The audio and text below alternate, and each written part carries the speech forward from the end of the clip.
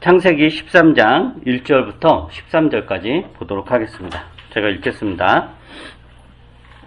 아브라함은 이집트를 떠나서 네겝으로 올라갔다. 그는 아내를 데리고서 모든 소유를 가지고 이집트를 떠났다. 조카 롯도 그와 함께 갔다. 아브라함은 집 짐승과 은과 금이 많은 큰 부자가 되었다. 그는 네겝에서는 얼마 살지 않고 그곳을 떠나 이곳저곳으로 떠돌아 다니다가 베델 부근에 이르렀다. 그곳은 베델과 아이 사이에 있는 예전에 장막을 치고 살던 곳이다. 그곳은 그가 처음으로 제단을 쌓은 곳이다. 거기에서 아브라함은 주님의 이름을 부르며 예배를 드렸다. 아브라함과 함께 다니는 롯에게도 양떼와 소떼와 장막이 따로 있었다. 그러나 그 땅은 그들이 함께 머물기에는 좁았다. 그들은 재산이 너무 많아서 그 땅에서 함께 머물 수가 없었다. 아브라함은 집 짐승을 치는 목자들과 롯의 집 짐승을 치는 목자들 사이에 다툼이 일어나곤 하였다. 그때 그 땅에는 가나안 사람들과 브리스 사람들도 살고 있었다. 아브라함이 롯에게 말하였다. 너와 나 사이에 그리고 너의 목자들과 나의 목자들 사이에 어떠한 다툼도 있어서는 안 된다. 우리는 한 핏줄이 아니냐. 네가 보는 앞에 땅이 얼마든지 있으니 따로 떨어져 살자. 네가 왼쪽으로 가면 나는 오른쪽으로 가고 네가 오른쪽으로 가면 나는 왼쪽으로 가겠다. 롯이 멀리 바라보니 요단 온 들판이 소알에 이르기까지 물이 넉넉한 것이 마치 주님의 동산과도 같았고 이집트 땅과도 같았다. 아직 주님께서 소돔과 고모라를 멸망시키기 전이었다. 롯은 요단의 온 들판을 가지기로 하고 동쪽으로 떠났다. 이렇게 해서 두 사람은 따로 떨어져서 살게 되었다. 아브라함은 가나안 땅에서 살고 롯은 평지 여러 성읍을 돌아다니면서 살다가 소돔 가까이에 이르러서 자리를 잡았다. 소돔 사람들은 악하였으며 주님을 거슬러서 온갖 죄를 짓고 있었다. 아브라함이 이집트에서 이제 다시 가나안 땅으로 이렇게 돌아옵니다. 이집트에서 가나안 땅으로 돌아올 때 빈손으로 온 것이 아니라 그 파라오가 주었던 수많은 재물과 가축들, 즉 집 짐승들을 데리고 이집트를 나옵니다.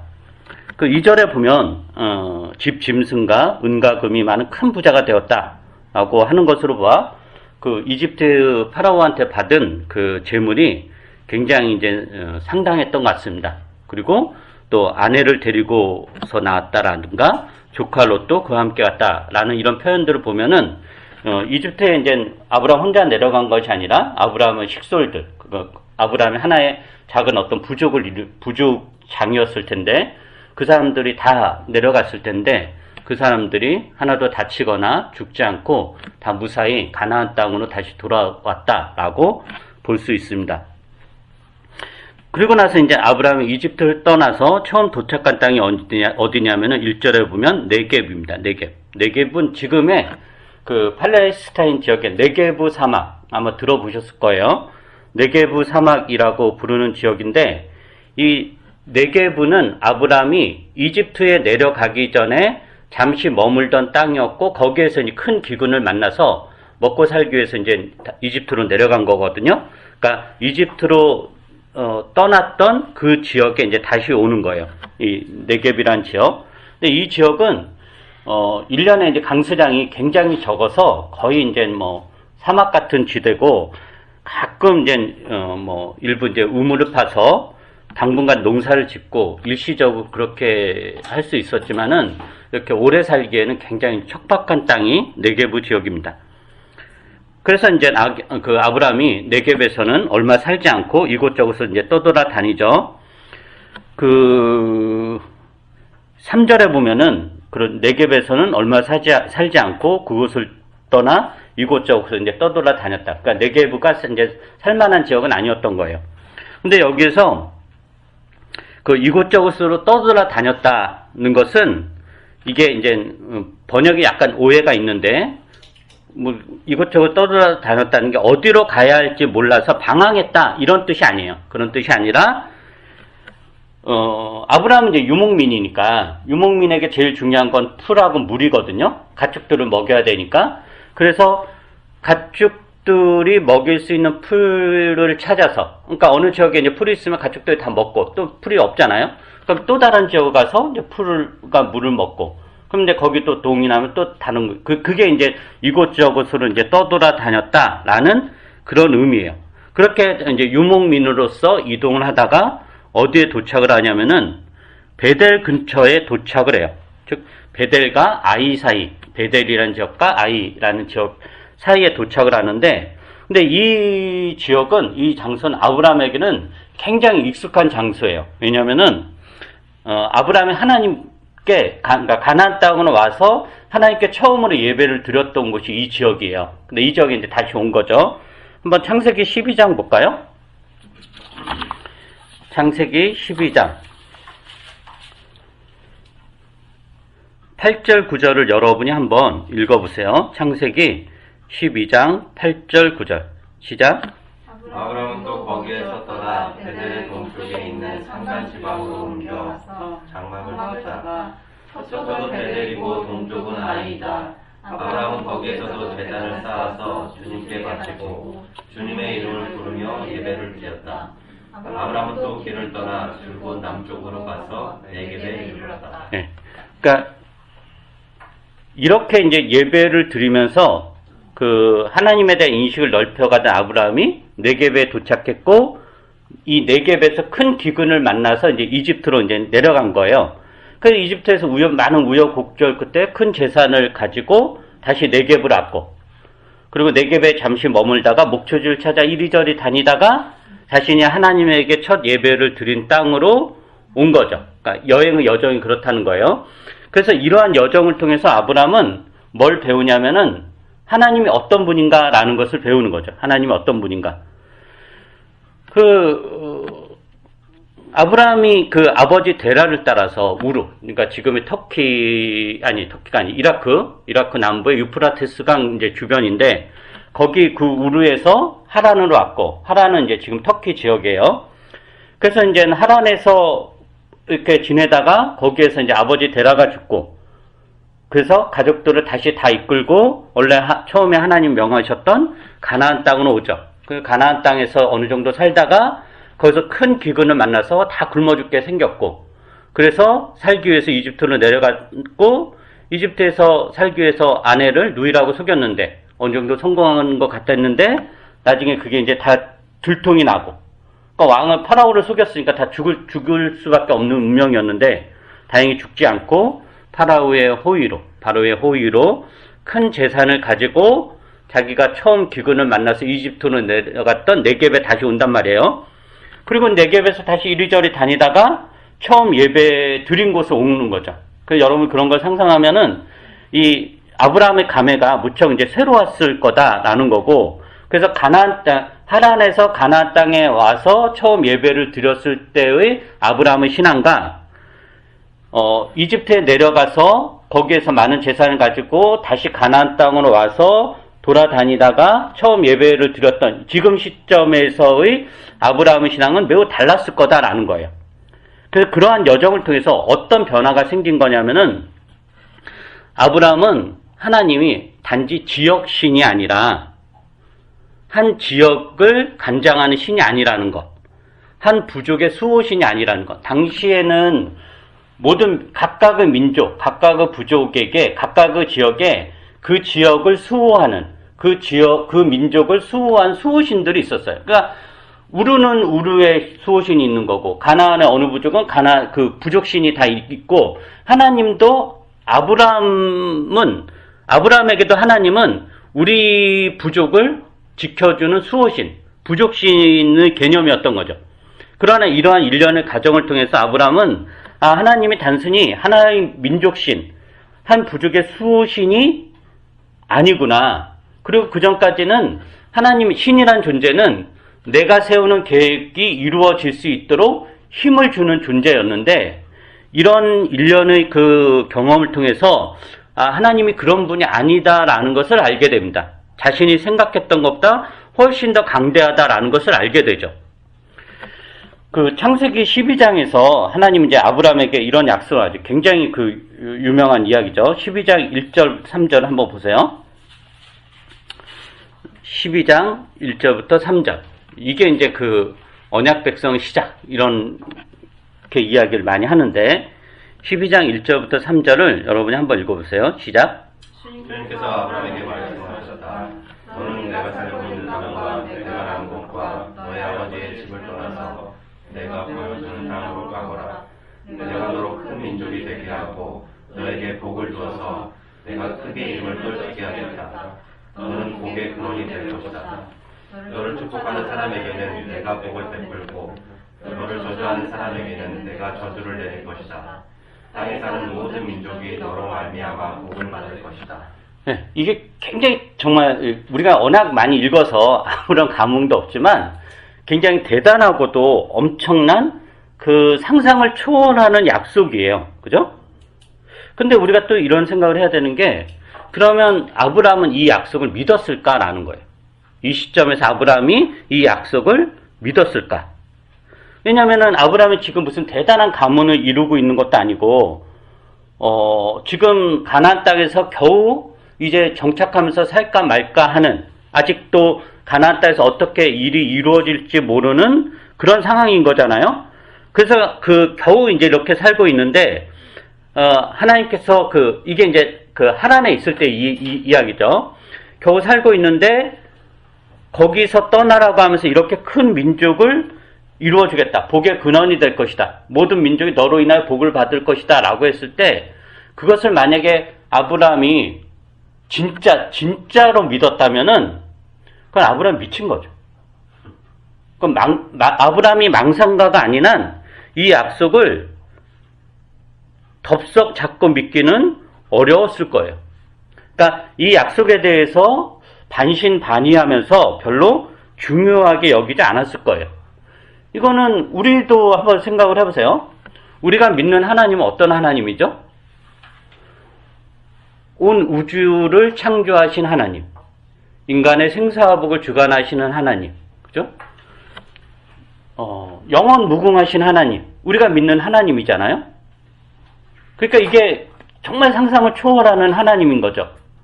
근데 우리가 추구하는 하나님은 뭐죠? 그냥 내 가족 잘 보호해주고 내 몸 하나 병들지 않고, 그러니까 부족신인 거예요. 우리가 믿는 하나님은 오히려 부족신보다 더 작죠. 왜냐면 우리 부족 단위보다 더 작은 단위니까. 근데 우리가 온 우주를 창조하시고 이 온 세계를 주관하시는 이 역사와 우주와 이 모든 것의 주인이시는, 섭리하시는 이 하나님이신데, 이게 이제 아브라함이 한 약속인데, 아브라함이 그 약속을 실제로 믿었을까에 대해서 그렇지 않다라고 하는 거예요. 우리가 그렇잖아요. 그죠? 그러니까 그런 맥락에서 아브라함이 하나님에게 더 끌렸던 것은 뭐냐면은 아브라함의 가족이, 즉 데라 가족이죠. 우르에서 달의 여신을 믿고 있었는데 하나님이 어느 날 자신들에게 나타나서 계시하시고 뭔가 사건을 일으키신 걸 보면서 그래도 달의 여신보다는 저 신이 우리 가족을 더 잘 보호하겠다, 보살펴주겠다라는 그 정도의 믿음이었을 것입니다. 그러니까 2단계에서의 아브라함은 하나님을 다른 부족의 수호신보다는 훨씬 강한 수호신 정도. 당시에는 민족과 민족의 전쟁이 신과 신의 전쟁이었잖아요. 그러니까 아브라함은 하나님을 믿는 거고, 가나안 족속은 바알을 믿는 거고, 우르에서는 달의 여신을 믿는 건데, 그러니까 신과의 전쟁인 거죠. 그래서 아브라함은 그래도 내가 믿는 신이 조금 더 세지 않을까라는 정도로 생각을 한 거죠. 근데 그 신이 나타나서 너를 복의 근원으로 삼겠다. 모든 민족에 뛰어난 이름을 주겠다. 너로 인한 모든 민족이 복을 받을 것이다. 라고 하는 거니까 도대체 이 신이 어떤 신이게 이런 약속을 하나? 라는 어떤 의문과, 물론 그때 전혀 안 믿었던 건 아니겠죠. 진짜 그럴까? 그러나 많은 의문이 혼합된 신앙이 창세기 12장에서 나오는 아브라함의 그런 신앙이다라는 거죠. 그래서 그 정도의 신앙을 가지고 있던 아브라함이 이집트에 내려가서 여러 가지 일을 겪었잖아요.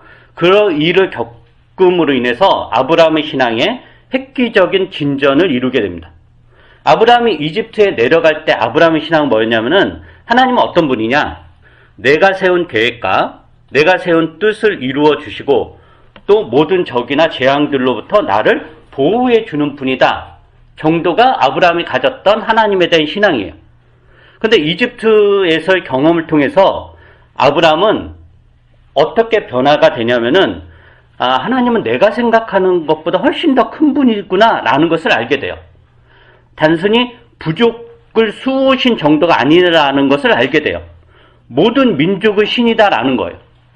이집트의 수호신이 있었고, 가나안의 수호신이 있었고, 그 우르 문명의 수호신이 있었고, 또 이 하나님이 우리 아브라함 가족을 수호하는 수호신, 이 정도라고 생각을 했는데, 이런 경험을 통해서 하나님은 이집트의 하나님, 우르의 하나님, 가나안의 하나님, 그리고 우리의 하나님, 즉 모든 민족의 신이다라는 것을 알게 됩니다.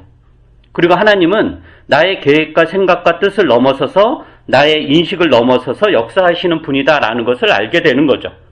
그래서 아마도 아브라함은 창세기 12장 1절에서 하나님께 그러한 약속을 했을 때 그 약속에 대해서 믿지 않았는데 그냥 뭐 반신반의하고 별로 중요하게 여기지 않았지만 이집트에서 겪은 경험을 통해서 어쩌면 그것을 이루어 주실까라는 정도의 생각을 하게 된 거죠. 그리고 그러한 신앙의 변화를 보여주는 사건이 바로 창세기 13장 1절부터 13절 이야기예요. 자, 보죠. 이 창세기 13장 1절부터 13절은 앞에 나오는 이야기인 12장 10절부터 20절의 이야기가 대조되는 사건이에요. 즉 12장 10절부터 20절은 이집트에서 내려간 그 기근을 피해서 이집트에 내려간 그 사건이잖아요. 그죠? 그리고 이제 13장 1절부터 13절은 조카 롯과의 다툼과 관련된 거예요. 근데 두 개 다 위기예요. 그러니까 12장 10절부터 20절에서는 기근이라는 위기를 만나서 그것을 아브라함 해결하는 방식인 거고, 그 다음에 오늘 읽은 13장 1절부터 13절은 조카 롯의 집안과의 이 다툼, 분열, 이것을 해결하는 아브라함 방식이 나와요. 근데 그 해결 방식이 굉장히 대조적이에요. 12장에서 해결 방식과 13장에서 해결 방식이 굉장히 다른데 그 다름이 아브라함의 이제 변화를 보여주는 거다라는 거죠. 아브라함이 이제 이집트에서 많은 재산을 얻었잖아요. 얻었는데 그것을 아브라함이 혼자 독차지한 것이 아니라 조카 롯에게도 줍니다. 그래서 이제 조카 롯도 하나의 큰 집안을 이루게 되죠. 그리고 다시 가나안 땅으로 돌아오면서 같은 지역에 살면서 조카 롯도 자기 나름대로 재산을 일구고 아브라함도 아브라함의 그 재산을 일구는데 이제 뭐 계속 늘어나죠. 가축들의 새끼를 계속 많이 나니까 가축도 많이 늘어나고 그리고 일꾼들도 더 늘어나고 그러다 보니까 가축들이 먹을 수 있는 풀과 물은 한정되어 있고 그래서 아브라함의 그 일꾼들과 롯의 일꾼들이 이제 계속 다툼이 이렇게 잦았다라는 거예요. 근데 이렇게 또 다툼이 잦다 보면은 의도치 않게 사람을 죽일 수도 있고 폭력 사태로 이제 번질 수도 있는 굉장히 이제 심각한 상태가 될 수 있는 거예요. 그래서 아브라함이 롯에게 이렇게 제안을 하죠. 13장 8절 9절 보세요. 8절 9절을 여러분이 한번 이것도 읽어보세요. 시작. 아브라함이 롯에게 말하였다. 너와 나 사이에 그리고 너의 목자들과 나의 목자들 사이에 어떠한 다툼도 있어서는 안 된다. 우리는 한 피줄이 아니냐. 내가 보는 앞에 땅이 얼마든지 있으니 따로 떨어져 살자. 내가 왼쪽으로 가면 나는 오른쪽으로 가고 내가 오른쪽으로 가면 나는 왼쪽으로 가겠다. 예. 어떤 사람들은 이러한 아브라함의 행동을 굉장히 아브라함이 마음씨가 착해서 혹은 마음이 넉넉해서 그리고 조카니까 조카에게 모질게 대하지 못하는 그런 어떤 착한 심성 때문에 이렇게 아브라함이 이제 양보한 거다. 그리고 이제 그러면서 이제 설교 적용할 때 그래서 우리도 이렇게 양보를 잘해 이렇게 그건 전혀 굉장히 유치한 거예요. 그건 본문이 의도하는 건 아니고 지금 이거는 뭐냐면은 아브라함이 롯에게 이런 제안을 한 것을 통해서 이 창세기 저자는 뭘 보여주려고 하냐면은 아브라함 믿음이 어떻게 변화가 되었는지 아브라함이 하나님에 대하여 생각하는 어떤 인식이나 이런 것들이 어떤 변화가 있었는지를 알려주는 거예요. 자 보세요. 창세기 12장에서 기근이라는 위기를 아브라함이 만났잖아요. 다 굶어 죽게 생긴 거예요. 그래서 그 기근을 해결하기 위해서 아브라함은 뭘 하죠? 자기가 계획을 세워요. 그리고 결정하고 행동하죠. 이집트에 내려가겠다. 라는 계획도 세우고, 이집트에서 내려가면은 벌어질 어떤 위험에 대해서 생각을 하고, 그리고 그 위험을 벗어날 계획도 세우죠. 아내를 누이라고 속이는. 그리고 이런 아브라함의 계획과 생각에 하나님이 개입할 여지는 없어요. 하나님은 단지 어떻게 동원이 되냐면은 아브라함이 기근을 해결하기 위해서 세운 계획과 결정에 하나님이 할 수 있는 일은 그것이 이루어질 수 있도록 힘을 보태주는, 즉 하나님이 어떤 식으로 동원되냐면은 그 계획을 이루어주는 힘으로 동원되는 거예요. 그게 이제 그게 이제 아브라함이 하나님을 사용하는 방식인 거예요. 근데 이제 13장에서 변화가 일어나요. 롯가의 집안과 벌어질 위기에서 아브라함은 자신이 결정하지 않아요. 롯에게 결정을 맡기죠. 근데 이게 왜 중요한 거냐면은 유목민에게 풀과 물이 많은 좋은 땅은 이런 땅은 굉장히 생명처럼 되게 중요한 거예요. 그러니까 누구든지 풀과 물이 많은 땅을 선택할 것이고, 그런 땅을 차지하기 위해서 온갖 계획을 세우고, 심지어 누군가 그 땅을 차지하고 있다면 폭력을 써서라도 빼앗아야 돼요. 왜냐면 그래야지 자기네가 살아갈 수 있으니까. 그래서 만약에 이집트에서의 아브라함이었다면은 롯에게 선택권을 주지 않았을 거예요. 어떤 이유를 대서라도 아브라함이 먼저 좋은 땅을 선택을 했을 거예요. 그리고 아브라함이 어떤 식으로 정당화했을 거냐면은 하나님이 나에게 약속한 게 있다. 하나님이 나로 하여금 큰 민족을 이루게 하겠다. 이런 약속을 했다. 그러니까 내가 이 땅을 차지하는 건 너무 정당하다. 이런 논리로 자기의 선택에 대해서, 계획에 대해서 정당성을 부여했을 거예요. 오늘날 적용하면 그런 경우 너무 많죠. 특히 이제 종교인들한테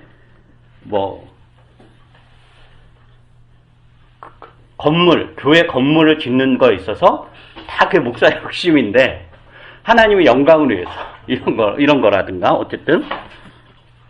근데 여기서 아브라함은 자신이 결정하지 않고 롯이 먼저 선택할 수 있도록 제안을 해요. 그럼 이게 의미는 뭘까라는 거예요. 이제 여기까지 이집트에서 경험을 통해서 아브라함이 이제 아는 거예요. 뭘 아느냐 하면은 나를 보호하고 우리 가문을 지키는 것은 내가 아니라 하나님이다라는 것을 알아요. 그리고 하나님이 큰 민족이 되게 하겠다라고 약속했는데 그 약속의 성취는 아브라함이 만드는 것이 아니라 하나님이 약속한 거니까 하나님이 하실 거다라는 것을 믿는 거죠. 그래서 그러한 신앙의 발전이 있었기 때문에 아브라함이 롯에게 어느 땅을 차지할 것인지에 대한 우선권을 줍니다. 물론 하나님께서 어떤 방식으로 아브라함을 지키고 그 약속을 성취할지 몰라요. 근데 모르지만 아브라함은 그것을 알려고 하지도 않고, 그리고 그 방식을 아브라함이 결정하거나 계획하지 않아요. 왜냐면은 그렇게 하면은 무궁무진하신 하나님, 무한하신 하나님을 자신의 틀 속에 가두어 버리는 것이기 때문에 그렇게 하지 않는 거죠. 그러니까 하나님의 지혜와 일하심은 우리가 상상하는 것보다 더 놀랍고 더 깊고 더 높고 더 크다는 것, 그것을 알고 믿는 게 아브라함의 이러한 변화된 발전된 신앙이다라는 겁니다. 그럼 여기서 이제 우리가 이런 반문을 하나 할 수 있어요. 롯에게 어느 땅을 차지할 것인가에 대한 그 우선권, 선택권을 넘기잖아요. 그럼 이렇게 넘기면 자기 가족과 식솔들한테 너무 무책임한 것이 아닌가라는 생각을 할 수가 있어요. 더구나 지금 이 아브라함의 그 일족이 이집트로 내려간 게 큰 기근을 만나서 이집트로 내려간 거기 때문에 풀이나 물이 목초지가 얼마나 소중하다라는 것을 뼈저리게 느꼈을 거다 말이죠. 그래서 더 좋은 목초지, 더 좋은 땅을 차지하는 거는 정말 이게 그냥 그럴 수도 있고 아닐 수도 있는 게 아니라 생명과도 같은 죽느냐 사느냐라는 그런 문제인데, 그런 문제에서 아브라함이 자기 가족의 우선권을 두지 않고 롯과 그 가족에게 우선권을 두고 땅을 선택하겠다라는 것은 아브라함이 너무 무책임한 것 아닌가라는 그런 생각을 이렇게 할 수 있습니다. 그러나 아브라함 이러한 행동은 결코 무책임한 것이 아닙니다. 여기에서도 아브라함 책임감은 분명하게 나타났는데 책임감이라는 맥락에서 보자면은 이집트에서도 아브라함의 책임감을 볼 수 있고 지금 이 롯에게 선택권을 준 것에서도 아브라함의 책임감을 볼 수 있는데 그 책임감이 행사되는 방식이 다르다라는 거예요. 우선 우리가 생각을 해야 될 건 뭐냐면은 그 이집트에서 아브라함이 그러한 행동, 아내를 누이라고 속인 거, 이렇게 행동을 한 것은 자기 혼자 잘 살겠다고 한 것은 전혀 아니죠. 그죠? 그래서 어떤 사람들은 그 아내를 누이라고 속인 것에 대해서 아브라함이 너무 비겁하다, 무책임하고 비겁한 일이라고 생각하는데 전혀 그렇지 않아요. 굉장히 책임 있는 행동이에요. 왜냐하면 아브라함이 이집트에 혼자 내려간 게 아니잖아요. 그리고 사라와 단둘이 내려간 것도 아니고 수많은 식솔들을 데리고 내려갔단 말이에요. 그러니까 아브라함은 그 수많은 식솔들, 부족들을 이끄는 그 많은 사람들 책임져야 되는 어떤 가장이자 족장인 것인데, 그래서 자기 혼자 살겠다고 사례를 누이라고 속인 것이 아니라 자신에게 딸린 이 수많은 가족들을, 수많은 사람들을 살려야 된다라는 책임감, 그 책임감을 이렇게 행동한 거다라는 거죠. 혼자 살겠다 이런 게 아니라, 물론 그 책임감은 이제 자신의 계획을 믿고 그것을 결정하고 이루는 방식으로 이제 이루어진 거죠. 그리고 그것은 하나님에 대한 신뢰가 부족했던 책임감이었고, 근데 롯과의 관계에서도 이런 아브라함 책임감은 드러나요. 아브라함 무책임한 게 아니라, 아브라함은 그 조카 롯에게 많은 재산을 주고 분가를 시켰지만 롯에 대한 책임감도 있었을 거예요. 큰 단위로 이야기하면 롯도 자기 가족이잖아요. 그죠? 그러니까 삼촌과 조카의 관계였으니까. 그래서 롯에게 먼저 땅을 택하라라는 거는 이 창세기 13장 뒤에 우리가 읽은 뒤쪽에 보면 그 소돔이 나오고 소돔이 하나님 멸망시키기 전이었다 이런 언급 있잖아요. 그래서 보고 어떤 사람들은 아브라함이 소돔이 멸망할 줄 알고 그러니까 이렇게 해석하는 사람도 있어요. 아브라함이 머리가 똑똑해서 롯에게 선택권을 줬는데 롯은 세상적인 욕망이 강해서 더 좋은 땅을 선택할 거다. 그러니까 반드시 그 소돔 있는 지역을 선택할 거다. 근데 아브라함이 보기에는 그 땅은 곧 하나님 멸망시킬 거다라는 것을 아브라함이 알아서 롯에게 내버렸다라고 해석하는 사람이 있어요. 근데 그거는 그렇게 보면 아브라함은 굉장히 그거야말로 비겁한 거죠. 정말 그렇지 않아요. 그러니까 이건 창세기 저자가 나중에 해석적으로 이제 쓴 거고, 아브라함이 롯에게 선택권을 줄 당시는 하나님이 소돔을 심판할 거다라는 건 전혀 없었어요. 그건 나중에 나오는 거거든요. 그러니까 롯에게 땅을 먼저 택하라고 한 것은 롯에 대한 책임을 다하기 위한 거다라는 거예요. 롯에 대한. 그럼 자기 가족에 대한 책임은 뭐냐? 이게 이제 아브라함 변화된 믿음인 거예요. 그러니까 아브라함 롯에 대한 책임을 다하기 위해서 땅에 대한 선택권을 롯에게 주는데, 아브라함이 그렇게 할 수 있었던 이유는 하나님에 대한 신뢰가 있었기 때문이고, 즉 자신의 계획에 대한 신뢰가 아니라 하나님에 대한 신뢰가 있었기 때문에 이렇게 한 거고, 이게 그 아브라함의 가족에 대한 책임 있는 행동이었다라는 겁니다. 그래서 이런 맥락에서 우리가 우리 인생에 대해 책임을 진다고 할 때 우리 삶의 모든 내용을 내가 다 계획하고 결정하고 그것대로 이루어질 수 있도록 매진하고 거기에 집착해서 내 삶의 모든 에너지를 거기에 다 쏟아붓는 것이 책임 있는 삶인가 할 때 그렇지 않다라는 거죠. 우리는 세상은 그렇게 이야기하죠. 네가 계획을 세우고 네가 결정을 하고 그리고 네가 원하고자 하는 거에 대해서 너의 모든 삶을 다 모든 걸 다 쏟아붓고 불철주야 이렇게 가는 게 네가 네 인생을 책임지는 거다라고 이야기를 해요. 그러나 지금 아브라함은 그렇지 않다라고 하는 거예요. 그렇지 않다라는 거.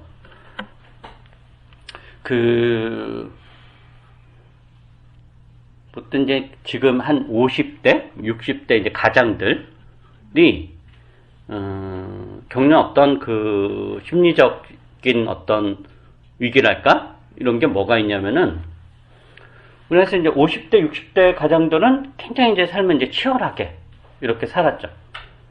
뭐 70년대 어려운 시절 보내고 또 뭐 80년대 그 어목했던 시절도 보내고 IMF도 겪고 그러면서 굉장히 책임감이 강한 세대예요. 책임감. 그리고 그 책임감은 뭐냐면은 내 가족에 대한 내 가족이 굶어 죽으면 안 된다. 내 가족이 도태되면 안 된다라는 그런 책임감이 굉장히 강한 세대예요. 그래서 분위기가 그 집안에 대한 가족에 대한 책임이 너무 크다 보니까 그 책임이 어떤 식으로 행사가 되냐면은 다 단속하는 걸로 가족들을 옥죄고 그 어떤 여지도 주지 않고 그러니까 본인이 보호해야 되니까 뭐 어떤 삐져나올 수는 없잖아요. 그렇게 한다라고 하는 거죠. 그게 이제 가족에 대한 이런 책임인 거야. 자기가 다 계획하고 결정하고 학교 가는 것도 다 정해주고 전공도 정해주고 뭐 이런 거 다 이렇게 한단 말이죠. 그게 이제 가족에 대한 책임감이죠. 왜냐면 그렇게 안 하면 망한다라는 걸 아는 거예요. 경험적으로 너 이러면 망해. 왜냐면 미래가 다 보이는 거죠. 자기 눈에는. 그렇게 다 단속을 하면서 해서 나이가 이제 50대, 60대, 70대가 됐는데 그제서야 와이프나 자녀들이 떠난다는 거죠. 와이프는 이혼을 요구하고 자녀들은 뭐 저런 인간이 내 아빠야? 라고 하면서 실제로 그런 이슈가 굉장히 많다라고 하는 거죠. 그러니까 이게 정말 책임을 가지고 자기 인생을 가족을 꾸리고 결정하고 다 이렇게 해왔는데 그게 나중에 다 물거품처럼 무너지는 겁니다. 그러니까 지금 아브라함이 이집트에서 경험한 것, 롯과의 다툼에서 양보한 것 이런 걸 보면서 우리는 뭘 배우냐면은 우리의 계획과 결정과 행동에 의지한다는 게 얼마나 취약한 인생인지를 알 수 있습니다. 물론 우리는 당연히 그렇다고 아무 계획도 없이 되는 대로 사는 건 아니죠. 당연히 계획을 세우고 결정하고 행동해야 돼요. 그러나 그것이 전부이냐? 그리고 하나님에 대한 신앙이 그것을 이루어 주느냐 주지 않느냐로만 결정된다면 그건 참으로 어리석은 것입니다. 우리의 미래는 우리의 계획대로 이루어지지 않을 것입니다. 그러나 우리의 미래가 우리의 계획대로 이루어지지 않아도 그것은 더 풍성한 길이고 더 복된 길일 수 있습니다. 그래야 여러분 인생에 하나님이 충분히 개입할 여지를 남겨놓는 것, 하나님이 여러분을 인도할 수 있도록 자리를 내어드리는 것이 우리 인생에 대하여 책임지는 자세이자 행동입니다. 이것이 우리가 믿음의 조상이라고 부르는 변화된 성장하고 있는 아브라함의 믿음입니다. 이 믿음을 기준으로 해서 여러분의 믿음이 어떠한지, 어떠한 것이 부족하고 변해야 하는지에 대한 그런 생각들이 일어나기를 바랍니다. 기도하겠습니다.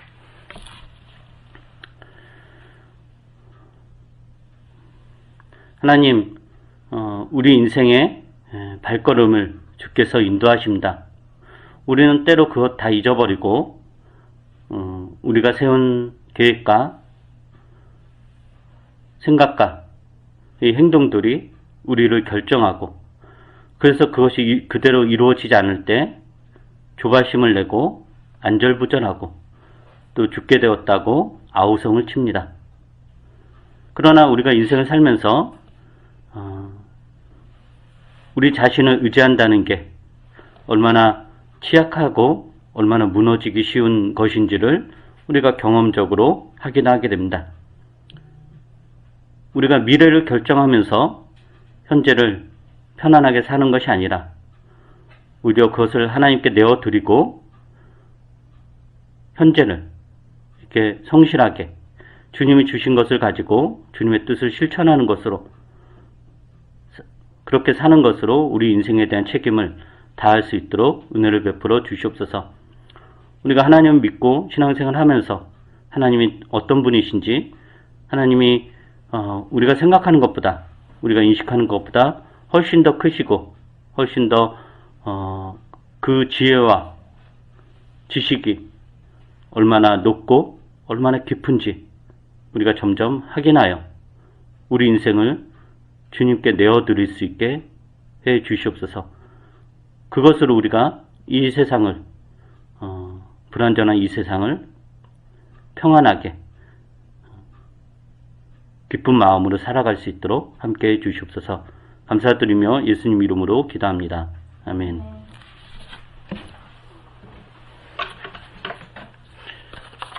우리 찬송가 302장 유튜브 소영아